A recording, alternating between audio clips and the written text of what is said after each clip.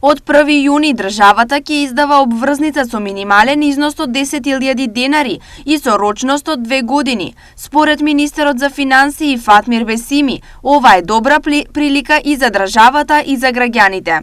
Граѓанските обврзници се долгорочни државни хартии од вредност наменети за граѓаните кои имаат за цел да ја поттикнат инвестицијската активност кај граѓаните, да влијаат на понатамошно развивање на пазарот на капитал во земјава и последно, но најважно, да им донесат приноси на имателите. Истакна Бесими во својата нова колумна посветена на граѓанската обврзница. Што во основа значи обврзницата? Наједноставно речено, државата од граѓаните бара пари на заем со што би се намалила готовината во оптек, што пак значи дека на тој начин би се сузбила сивата економија, а граѓаните за тоа би добивале пари. Но колку, министерот засега не открива.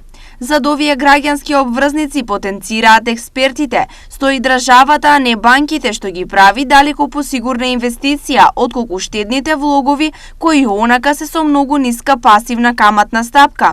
Каматите кај банките се движат од 0,25% за 12 месеци до максимални 3,5% за 36 месеци.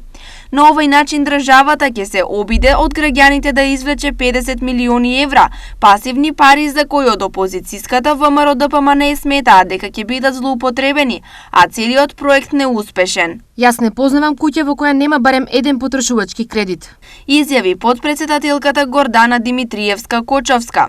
Неодамна обврзници меѓу граѓаните лансираше Хрватска, каде рекордно време граѓаните на државата и позајмија околу 250 милиони евра.